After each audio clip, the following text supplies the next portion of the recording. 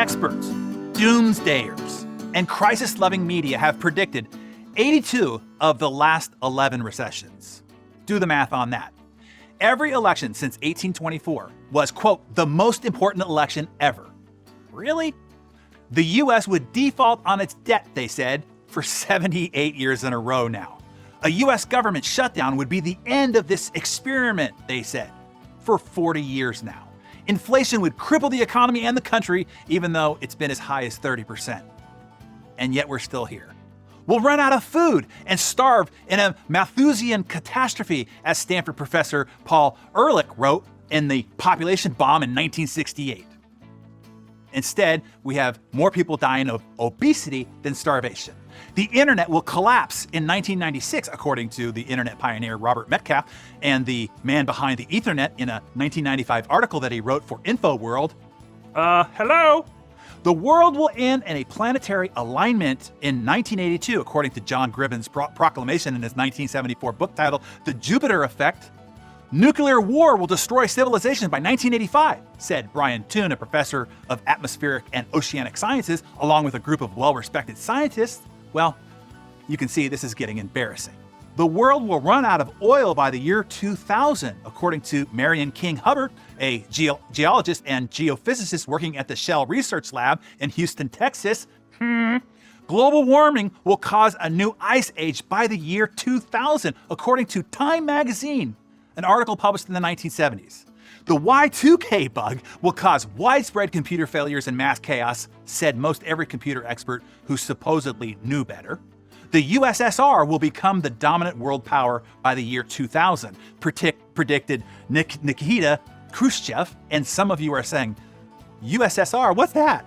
The world will end on December 12, 2012, according to an ancient Mayan prophecy believed and backed by a whole lot of supposed smart people. I remind you of all those to remind you of this: why it is best to just completely ignore headlines and the people who read them and post about them incessantly online. Understand, being a doomsayer is all upside with no downside. They get the win either way. Our negative biased minds, A, are attracted to negative 10 times more than positive, so they get your attention, and B, judge negative authors as more intellectual than positive ones, so they get your respect. And C, we don't even look back to fact check them to realize their doomsday prediction never came to pass. Why? Because we're too consumed by the next doomsday threat alert that they are giving us. So my job is to help keep your head and mindset straight. And I take that job very seriously. Mindset is the first principle of success. It is your X factor, the only restrictor to what you can achieve. Remember, this is the best, most abundant, safe, peaceful, healthy, just, and prosperous time to be alive. There has never lived a king or queen or pope or chieftain or pharaoh with access to the knowledge, the health, the longevity, and the lifestyle conveniences and resources that you have at your very fingertips. Just think about that for a second. Right now, you are richer than the head honcho of any human tribe or civilization since the beginning of mankind prior to this period of time. Wow, freaking wow, right? So let's keep our focus on what's awesome about the people and the world around us. And let's use our time and our energy and creative capacity and attention for good. Darren Daily friends, this is our time to live.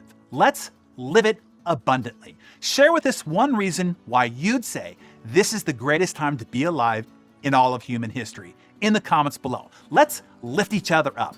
And if you're still not sure how well we're doing, I offer this as a reminder. I felt like, as a spokesperson for all of Earth, all right, I think I'll give you a message that I don't think no one will give you. And I'm here to say that we're doing fine. So just relax. We're in a time where everybody yells at you and everybody's bad. We're doing great, all right? I did some research. And I was like, let me look at the other planets. Let's see how good they're doing. And I don't want to, it's unbelievable. They're nowhere right now. some of them have too many moons. That's how stupid they are. And so let's calm down, all right? We're so much farther ahead. I mean, they haven't started and we're almost done. So let's celebrate being first. Don't be sore winners.